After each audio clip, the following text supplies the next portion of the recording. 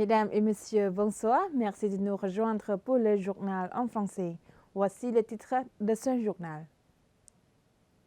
Son Excellence Datina, ministre de l'Agriculture, des Forêts et de la Pêche, et président du groupe de travail du gouvernement royal de la province de Banti Minchey, a rendu dans la province de Banti Minchey pour inspecter les travaux agricoles des agriculteurs.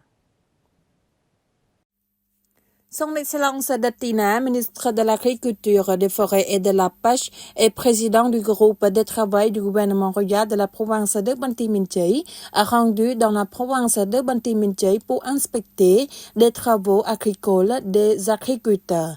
À cette occasion, le gouverneur du district de Planète Pria et l'administration de la commune de Rohel ont remercié le ministre et le groupe de travail du niveau national pour les efforts visant à aider les agriculteurs, en particulier en négociant avec les propriétaires fonciers pour réduire les loyers fonciers des agriculteurs en aidant à intervenir pour garantir des prix raisonnables du riz et en conseillant sur l'organisation de communautés agricoles modernes. Son Excellence le ministre a encouragé les autorités locales à s'efforcer de promouvoir une prestation de services publics meilleure, plus rapide et plus efficace pour la population. La suite, Son Excellence Datina a inspecté les récoltes des agriculteurs dans la commune Rohel, district de Planète Pria, province de Banti Minchey.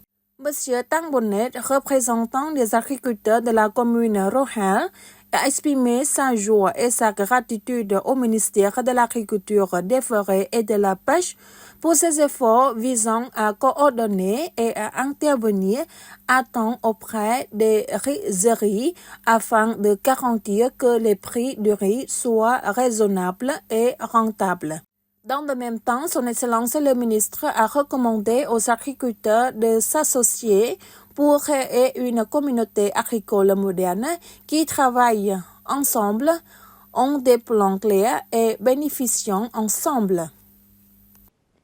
Son Excellence Chairat Thị ministre du Développement rural, a accordé une audience à Madame Rihanna, directrice régionale du FIDA pour l'Asie-Pacifique et ses collègues pour une visite de courtoisie et discuter du travail.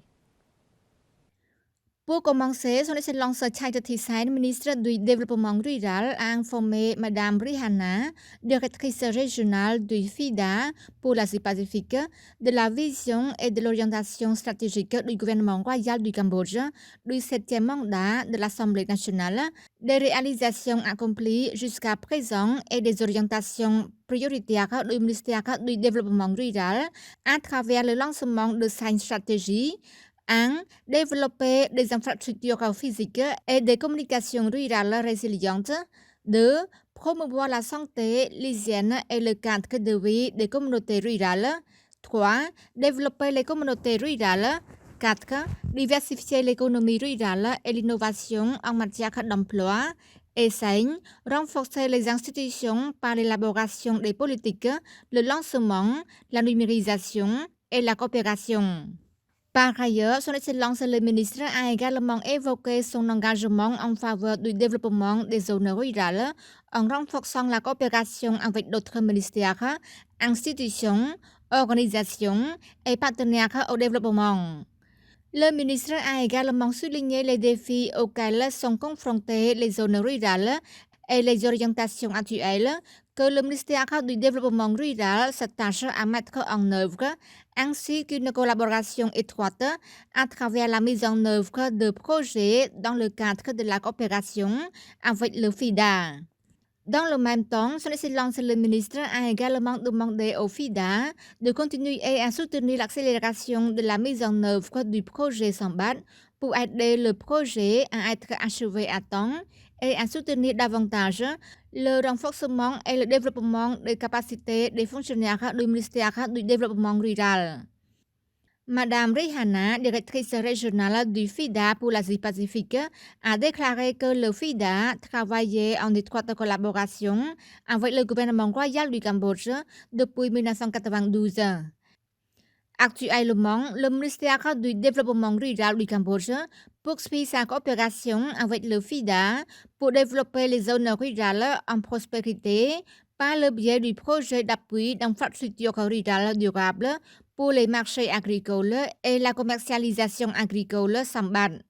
Elle a exprimé sa gratitude pour les efforts du ministère du Développement rural, en particulier de son excellence le ministre lui-même, qui est très engagé et a proposé une stratégie claire pour transformer la zone rurale cambodgienne en zone civilisée, conformément aux politiques du gouvernement royal. En outre, Madame Rihanna a annoncé un soutien et un renforcement de la coopération avec le ministère du Développement rural. Lors de la rencontre avec les étudiants boursiers du gouvernement japonais, Son Excellence Heng Su, ministre du Travail et de la Formation professionnelle, a recommandé les étudiants boursiers à apporter la connaissance, la compétence et l'expérience pour retourner au travail et contribuer au développement socio-économique du Cambodge.